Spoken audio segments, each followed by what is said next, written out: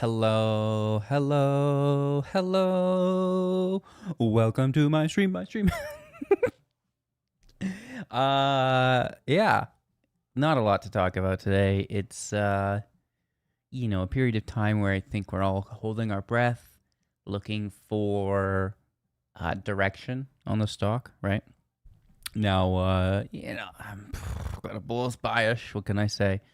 However, it doesn't mean that we're blind to potential pitfalls, right? We're going to stay vigilant. I don't know if you pay attention at all, but a couple weeks ago, we had this entry model that we took, and I was kind of crying a little bit because things weren't perfect, right? I was missing a couple key factors to a higher conviction play. And now some of those did come true, right? We got our catalyst, our corporate action, which was awesome, pushing us, through our first level into our second, which was great.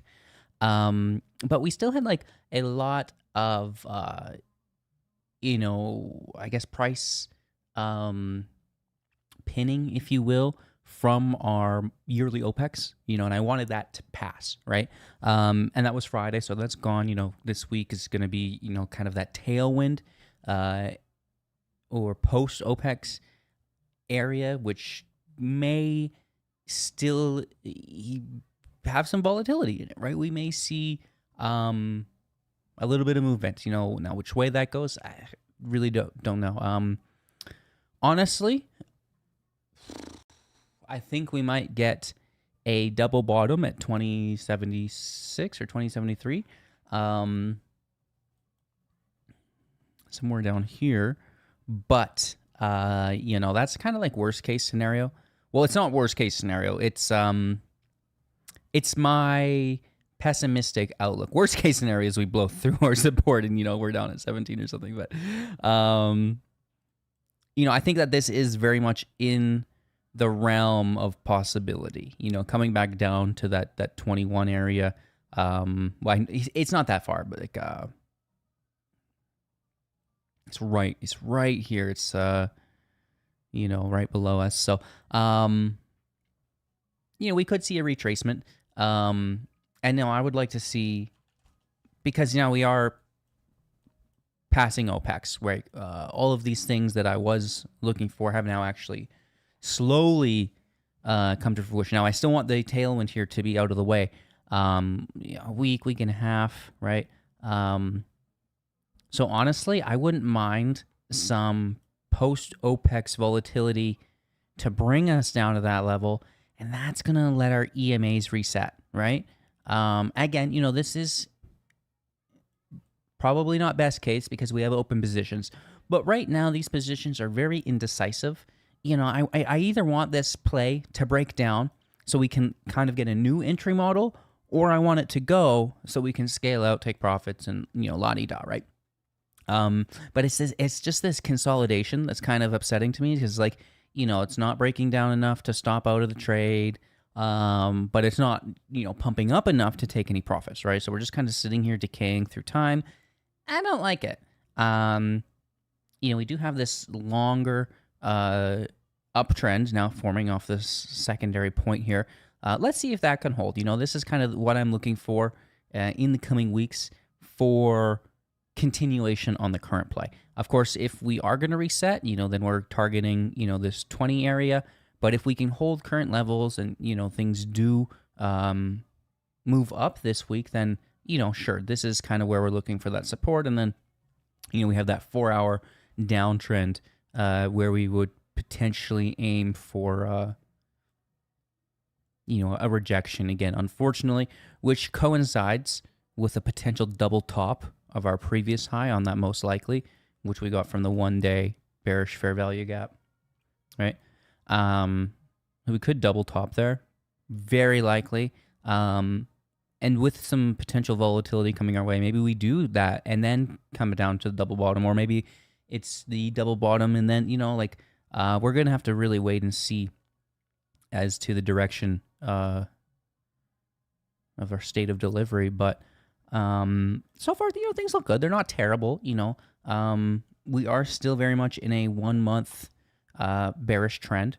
We're in a 6-month bearish trend, right? Like, this is not great, but we are showing signs of a potential reversal, right? We can see that clearly, over here on the longer term on that PMO on the RSI.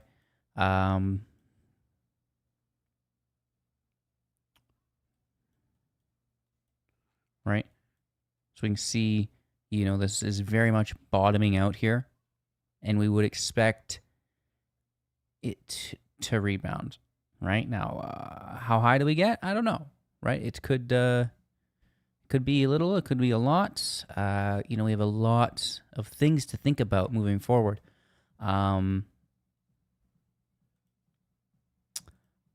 Specifically, the warrants. Right? These warrants are $32. They expire in October. It's the end of January. Tick tock, tick tock, tick tock. At which point, if this is going to come to fruition, then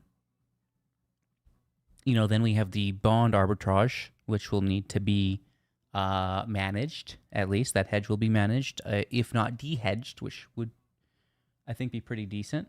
Then we have Ryan's new compensation package, and it's like, is he a total bozo to put that out ahead of time, or is he already, ready to, start firing shots? And that's why he's got that out, because he's like, okay, I have to do these things in order, even though I'm ready to, make a stake in a company or whatever it happens to be, a way to raise earnings before interest, right? Because a lot of GameStop's profit comes from their cash pile interest. So we're going to try to put that cash pile to work in the next year here, which is kind of crazy, right? We see a lot of news articles. 75, easy. Maybe 20, 75. Shit, what was I going to say? Oh, a lot of hit pieces on GameStop, which is awesome. So, that's there's two schools of thought there, right? Like either someone's taking a short position and it's short and distort, at which point, it probably does materialize in a downward price movement, or there is a move coming and someone knows about it and they're doing their best to persuade others not to load in so they can get good fills, right? Because we are all competing for fills. Don't kid yourself. I don't want an M&A. If we do get one, I want it to be purely cash based. I would rather GameStop just take a stake in a company. So when you mergers, I just don't care for. Keep them separate. An acquisition, sure, if it's cash based. But the company should still run as its own entity. I don't want to be just taking it into GameStop. Because these other companies that we're going to be taking have new risks, and I don't want to be wrapping those risks into my beloved company, right? It's one thing if you take a stake in a company. Oh, I took 25% stake in X company. That's great, because now you can dump that stake if something happens that you don't really care for, right? If you commit to taking over that entire company, then you're taking on all those liabilities yourself, and you're obligated to turn it around and make it perform, and that's fine too, right? But that's just going to require a lot more work. It's a lot more risk in comparison to just taking passive stakes in companies that you believe in, that are already under good leadership, that are already performing well, right? I know we all love a turnaround story, right, because of GameStop, right? But sometimes you can just pick a winner. You don't have to pick a loser and turn it around for 10 years. They'll buy AMC. Yeah.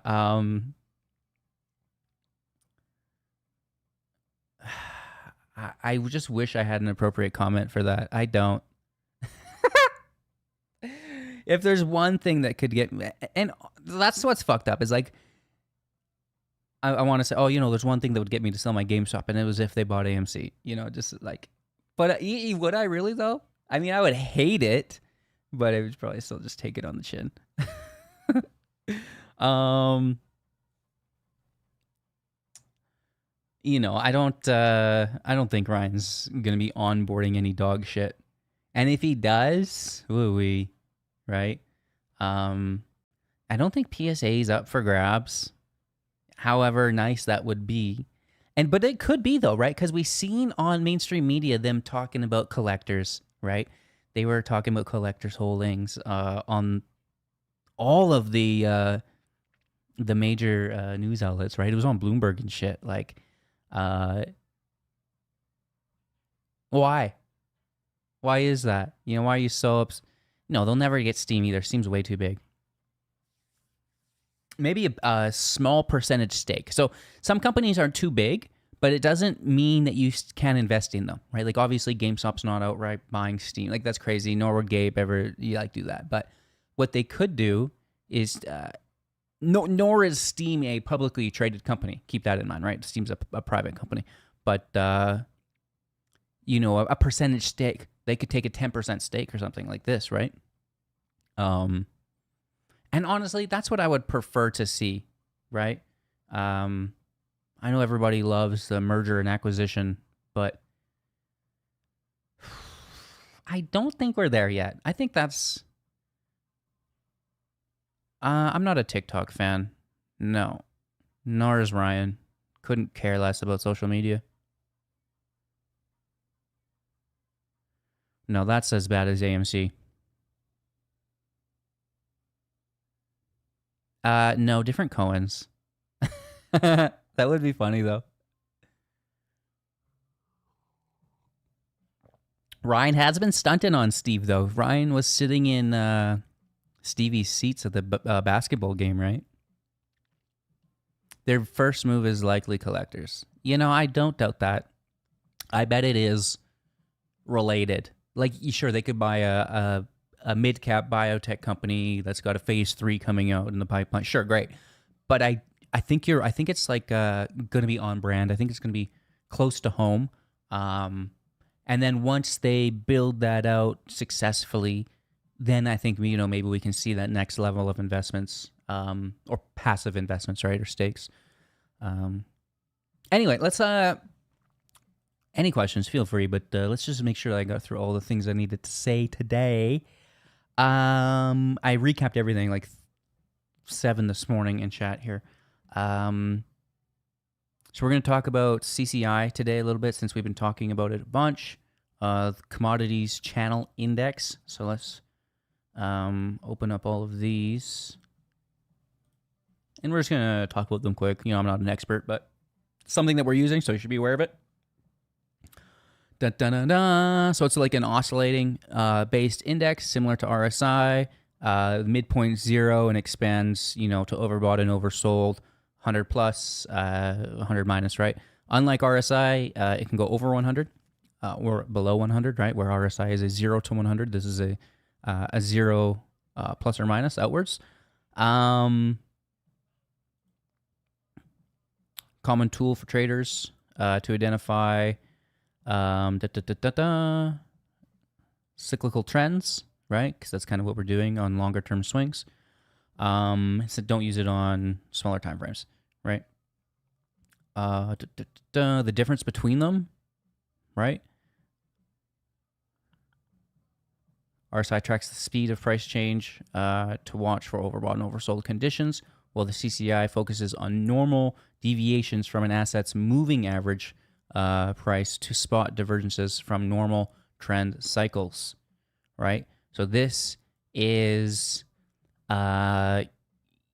where something's happening that was unexpected to happen, right?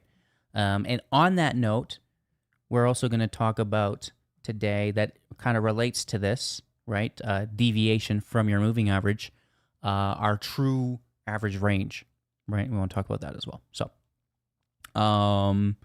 traders can use the CCI to identify trends in assets such as commodities, stocks, and currencies. CCI is an oscillator that measures relationships between an asset's price and its moving average, including deviations from the average.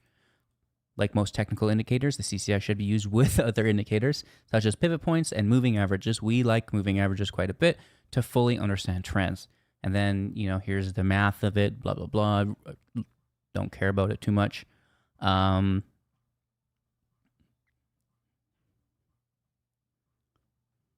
Okay, this is probably pretty decent. So possible sell signals.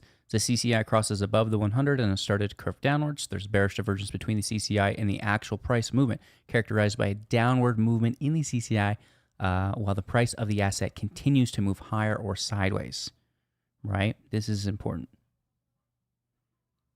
And then on the reverse end of that, just inverting it, the CCI crosses below the negative 100 and has started to curve upward. There's a bullish divergence between the CCI and the actual price movement, characterized by an upward movement in the CCI, while the price of the asset continues to move downwards and sideways.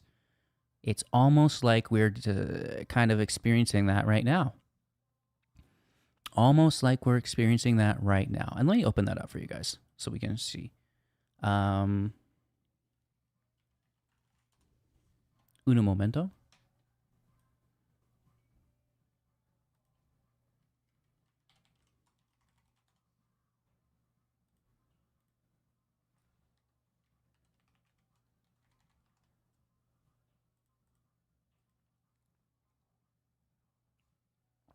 So this, I believe, is exactly what we're experiencing currently.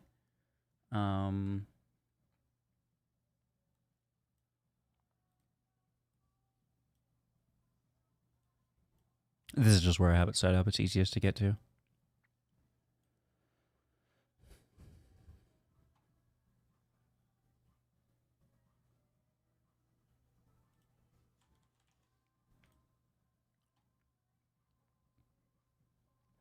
So you see how our green is like below negative 100 and the red is above positive 100, right? And then we have our zero line in the middle, right? And then anywhere below negative 100 has the green. Anywhere above the positive 100 has the red, right? Overbought, oversold levels. But where the key is where we cross 0, right? And head towards 100. Not reject. Rejecting is really bad, right? We don't want to reject, but it looks like, and that's why we're watching it, right? Because it could reject and that could be bad. Or we could get that confirmed cross, right? Because the price is consolidating, even going downwards a little bit, but our CCI is curving upwards, right? There's a bullish divergence between the CCI and the actual price movement, characterized by an upwards movement in the CCI, while the price of the asset continues to move downwards or sideways. Let's get this in a screenshot for the Discord, right? This is what it's all about, chat.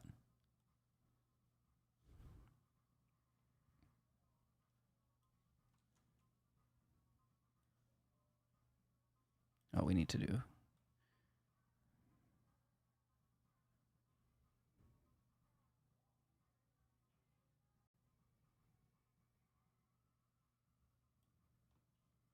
Perfect.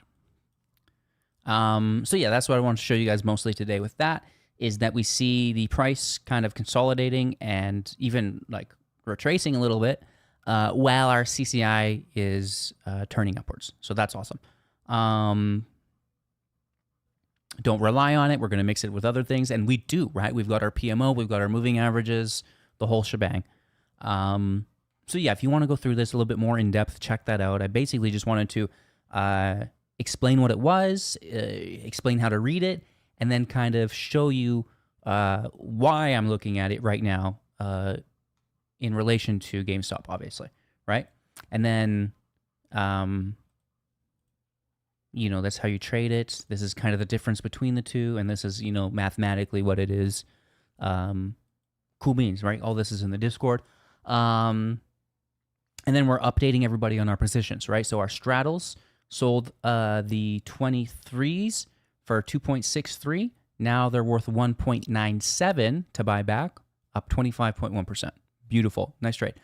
There is 13 days to expiry here. Monday's a holiday, right? So we get a free day of theta. And when we sold them, we got a free day of theta as well, right? So always trying to get those holidays in while we sell contracts for that the theta decay. And then we have the 22s that we sold for 256. They're worth 129 now. Woo-wee! 49.6% on the upside, which is great. So even though GameStop has been, lackluster, right? We've not really been doing much in some time. We're capitalizing off of it, right? Even though the price isn't moving to benefit our common shares and all the super stonkers, we are still able to make money off of it because we can interpret the price movement and position ourselves appropriately, right? So that's awesome. And then we had the longs on this reversal, right? We had our reversal entry here the other day, right? Where we had our first batch and then the second batch off confirmation. It kind of got blown up, right? I wanted it to be a slower play, but we got these 2 God bars because Ryan's compensation package, right? So, it kind of fucked up my confirmation ads, but, we're still in the game. We're still holding them. We've got our risk managed. We're already green on the trade massively. And, if it goes, it goes. If it doesn't, then we're just giving back a little bit of our profits, right? So, and giving the call-outs, when we're getting them, when we're interacting with them, and then updating all of that in the Discord, right? Just with replies so you can see when it was originally posted and just kind of track the history of everything, right? Which is cool. And then we did 2 weekly plays, right? I was just to show that I still got the Riz, right? That intraday mojo. We sold some calls for 41 and bought back for 24, 41%, right? Just some weeklies. And then we, on the next day, I think, bought some 23s and sold for 35s, which is awesome. And then we even had the lotto play, which was crazy. $2 all the way up to $5. That's 150% gains. But, it's a lotto, such a low percentage to hit that you can't size in, right? And nor is the liquidity. You literally can't size in, both with the risk because you'd be an idiotic move, but also because there's just not enough volume to support your orders. So, you put in $10, you pull out $25. There's your $15 profit. Ice cream's on me. But, sometimes it goes more than that, and it's just whatever. So it's just a fun play there as well. And then we're talking about our technical analysis, where we're kind of riding that bottom trend line, looking for rejections on the 4-hour. We also have the 200 there, right? That 200 moving average is kind of in the danger zone. And, then we're talking about the PMO, right? The 4-hour looks like it kind of wants to reverse back on us bearishly, right? And that's what makes me nervous about a potential EMA reset or momentum reset throughout the tailwind of OPEX here, right? We've got a week and a half, maybe even 2, where things are probably just relaxing because there was a lot of downwards pressure into OPEX, and it doesn't just magically stop on that day and boost up. There could be, a little bit more down even before we start to curve up. So I'm a little bit worried, but again, the longer term is curving up, even though short term we could see some price retracement. The 1 day looking good, right? The 1 day looks decent here. It's crossed. Hopefully it can continue to cross. This is still very much in that bottoming out phase though, right? So it could take a little bit of time, and that's okay because we still expect that on our timetable, right? We're looking for, maybe something more substantial to start early February, mid-February, right? And then the market's almost caught up to GameStop. The S&P 500 is our red line here. Here's GameStop's price action, and it's almost caught up to us, but you can skew this data to whatever narrative you'd like, because now I can say, oh, look how undervalued GameStop is in comparison, right? So it depends on the starting point for this, and it's dangerous, right? So you can kind of spin this narrative to fit your bias, just to show that how easily that is, right? So remaining patient over the next few weeks as we expect some tailwind, potential double bottom at 2073 before we see anything meaningful to the upside. Once we get into that 1-month bullish trend, this is all going to be a lot easier, and even more so once we get to our 6-month bullish trend, at which point we can just load in on any dips with confidence, right? There's a whole generation of idiots who got rich playing Tesla. I don't know if you guys were around at that point or not, but you could just buy weeklies. You could buy at-the-money weeklies at Tesla, and they would go up 500-600%, and you'd be like, I'm a genius investor. Look how smart I am. I'm going to go buy a Tesla with my gains. And hundreds or thousands of people did this. I couldn't have been more jealous at the time watching from the sidelines, but very much prepared to take advantage of that with GameStop.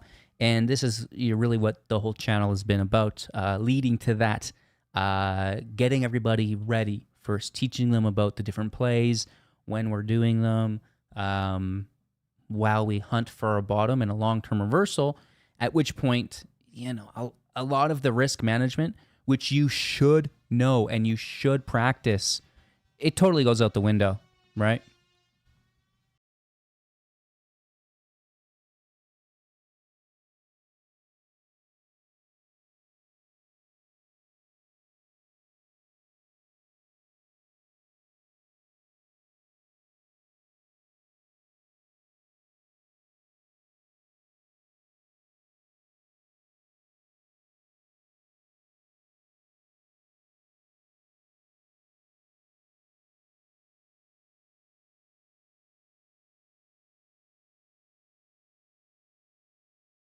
Holy, construction crew just rolled in. Where was I? Oh, brain dead Tesla investors. Yes. One day we're going to be like that too, right? But it's once we have that 1 month signal bullish. It's once we have the 6 month bullish, right? It's once we have confirmation of Ryan's plan en route, right? Being successful. Oh, I'm out of shape. Had to run out, run back. My God. And then true average range, I guess we wanted to talk about. Someone's like, oh, the volatility.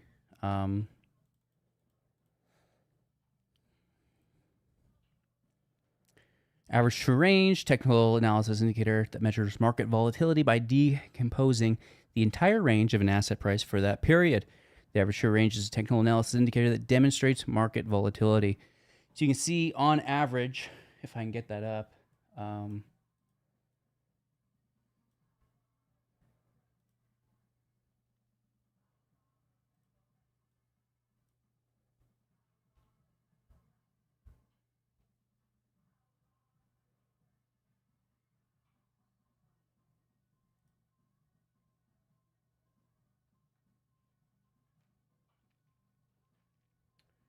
so you can see it with bands, I guess, here. Maybe I'll just put it on.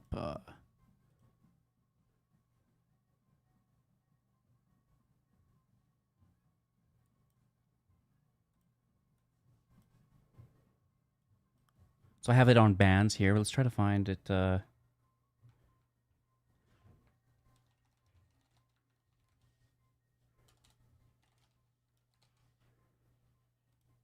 Boom, there we go. And then let's get rid of that.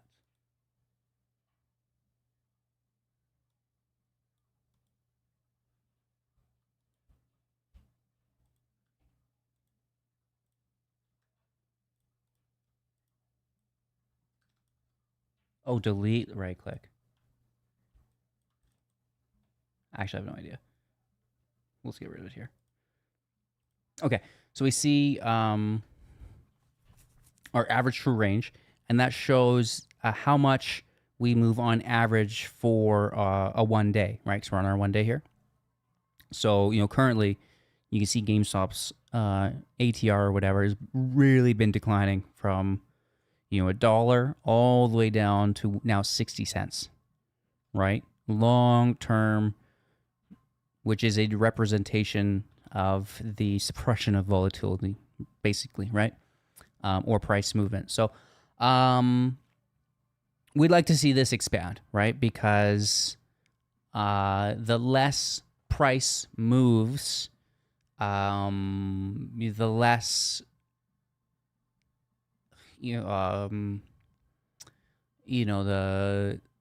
it reduces the amount of bullishness that you can play on your options. Like, you can't just blindly buy calls. Now you ought to be selling, straddles like we have been, because the stock isn't seeing enough movement to support a larger run, right? So everything is very much decreasing in that volatility aspect, or the amount that GameStop moves daily. All these things are subject to change, though, right? It's not a trend that's good until the end of time. It will reverse, at which point I suspect that you will be able to buy options a little bit more freestyle. But it's still really important to understand how to manage your risk appropriately, because there was a lot of people who were involved in that who were under the assumption that they could do no harm, right? Everything, just I buy things and they go up hundreds of percent, and they gave a lot of their profits back, right? You've seen that with other meme stock investors. Most recently, right? I guess they found Jesus though, which is great. Man, Trey is crazy. It's so insane. Like, when I first got involved, Trey was live streaming, kind of like I am now, slapping the ass on AMC with his Subway cup or whatever. It's just absolutely insane to see the difference, right? I think Adam Aaron could win Nathan's hot dog eating contest. Yeah, he wouldn't even want to enter the hot dog eating contest. He'd be like, I want Smokies, or not, like, Smokies are like the bigger version of the hot dog, right? Sometimes they got cheese in them, right? Yeah, your boy doesn't even do hot dog competitions anymore. He only participates in the Smoky gigs. They banned him from the other events, He's just taking it home. I think RCC's Collectors PSA as his version of Buffett's insurance moat. Well, insurance is worth a lot more than the PSA and Collectors. Like, that's great now because we're in a bubble and everything's on the uppy up. The market's all-time highs. Is GameStop going to outlast Pokemon? I certainly hope it would. Specifically, the current Pokemon fad. Like, I'm not saying Pokemon goes away forever, but the current craze could lessen. It could it could dampen, right? So I would love to see a way for us to diversify that. Strengthen it, sure, great, but I am not entirely sold on the Pokemon craze continuing to expand at its current rate, or even hold these levels. Yeah, that's a crazy, not only an unpopular opinion, but a blatantly incorrect opinion.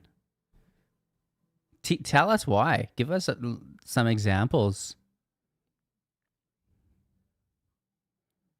He doesn't acquire AMC. I'm selling all my shares. It's the obvious play for revenue. Holy shit. Come on, give us some reasons.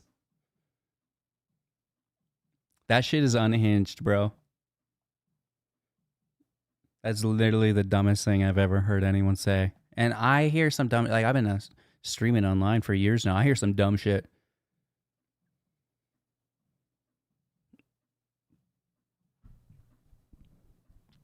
Do you think the new tariffs will have an impact on the market and GameStop? Nope.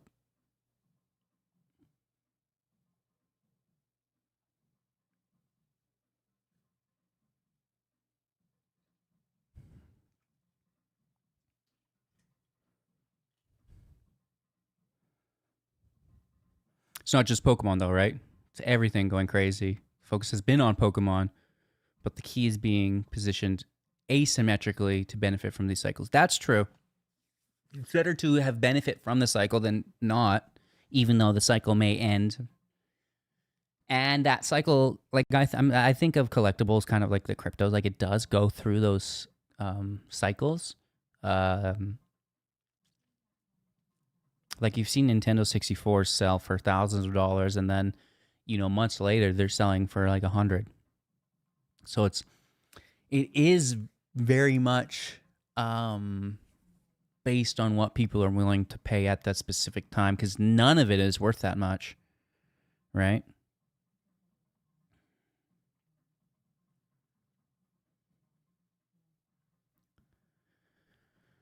And yeah, that's really all I have to say today. More plays on the Discord this week. Obviously, we're gonna try to make something work. Managing our current plays as well.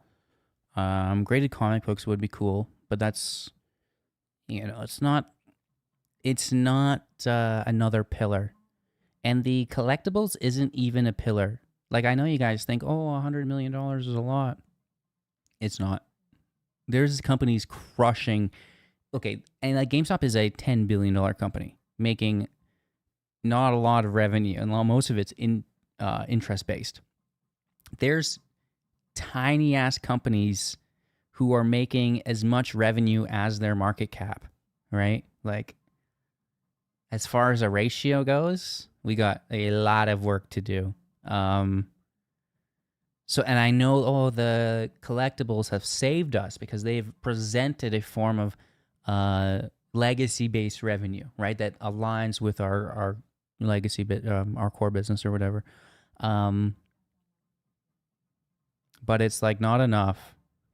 It's not going to get us there, and we need to definitely fortify the company so that when or if, whichever you'll have, a downturn in the collectibles markets takes place, we are better off to withstand it and then ride up the next bullish collectible cycle, right? Because it'll come back, sure, but it's going to wax and wane many times. So I don't want GameStop to, over focus on that, I guess. It's good that it's working. Super grateful for it, but I think that we could do more. We could do better, right?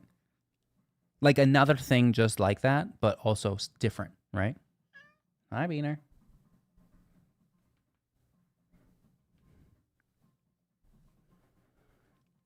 A gherkin. Yeah. I used to hang out with Pickle quite a bit. I spent more time than I'd like to admit with Gurk and the Pickle crew. Learned a lot, for sure. A fucking guy, though. He was selling people NVIDIA puts.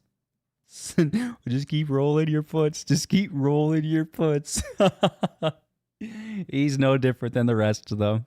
They're all just vamping out your liquidity. I wish I had a big enough audience to vampire out on like that. That'd be cool.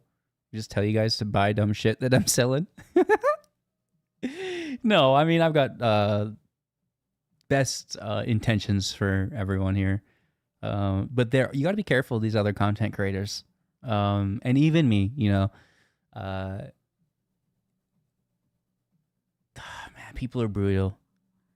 Specifically Pickle and those, and that's when I clued in, because you do learn stuff from people, right? Like, but it was those NVIDIA puts where I was just like, man, I'm off it. You're done, dude. That was years ago at this point, though. Before the run. Yeah. And then he just kept telling people to keep rolling them at massive losses. And I'm sure he was the one selling them, right? So, any other questions? I don't want to take up too much time. We don't need to sit here all day and just look at the chart. I mean, we've got all next week to do so. But if you have any questions, feel free, right? I think GameStop should start accepting sealed trading card products under their current trade-in model. Messy.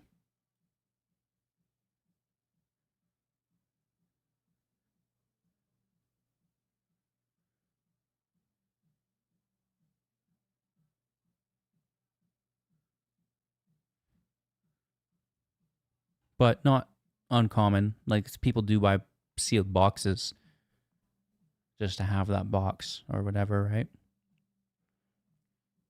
Still, again, it's just more collectibles. We need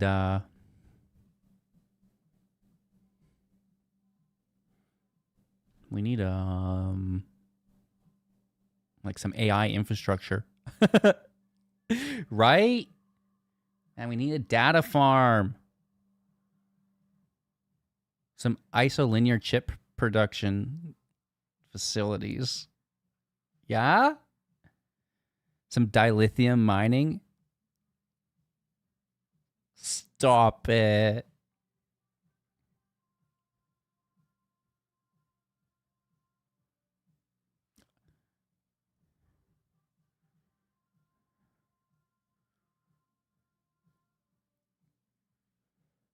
No, I don't really know. I don't have too many ideas.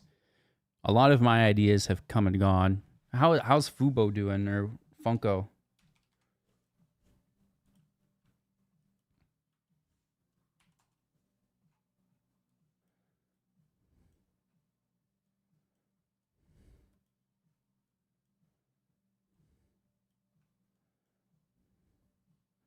So we're talking about the buy zone. This is already breaking above where we wanted to buy it. What do you do though?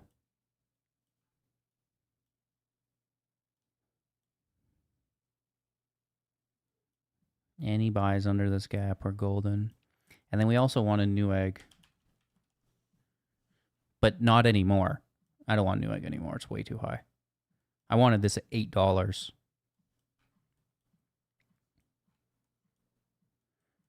This is where I wanted Newegg at the break of the 200. We had a reversal set, broke the 200, trend retest, ooh, trend retest, ooh, and then the rest is fucking history.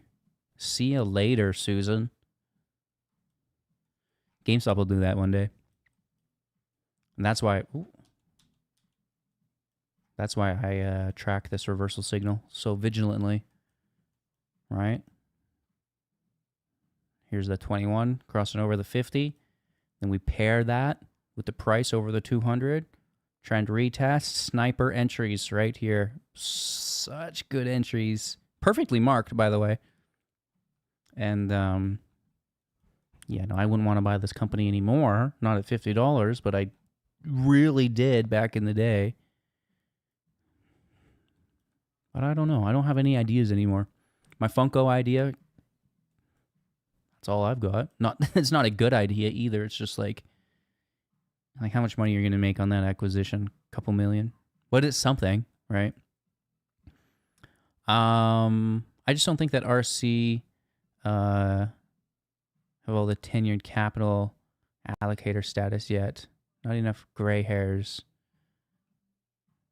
No, but he's getting them. This is GameStop is giving it to him for sure. I have no doubt of that. Yeah, so we're going to be in the Discord, obviously, all week. We're going to be doing the daily recap videos as well, if you have any questions. But I don't expect much. Like, I know people are, OPEX is over, we're going. But I think, even if that is the correct narrative, it's going to take a week or two to really kind of start the fire. And, even if that fire does start, there's no confirmation of a 1 month bullish trend yet. And the 6 month definitely remains bearish. However, we are apparently on this road and October's not that far away. So I would expect something between now and not only October, but probably like September. So let's say a couple weeks, and then, what does that give us? Like 6 or 7 months? So, looking for a really nice entry model that we could size in, right? Sure, yeah, I'm doing this scalp in, scalp out. Look what I can do, right? But I'm pretty sure we could make some buco bucks for everybody here, right? Once everyone gets confidence in, kind of how we're doing things here, right? Been doing my best to help build that confidence within the community, right? We're laying these plays out as good as we can, right? Sharing our ideas ahead of time, then sharing our execution, then updating that play throughout, as well as, when we're taking exit-based actions, scaling out, closing entirely, stop losses or not, all very much like full disclosure for everything, right? So we're going to continue to do that. I've been doing it for 5 years, 6 years at this point. So, what's another 10, right? And hopefully, the community can grow out a little bit and, we can teach you guys and then you can teach other people and, so on and so forth. So thank you so much. Take care of yourselves and we'll see you throughout the upcoming week here. Have a good holiday on Monday. Get out and enjoy yourselves, eh?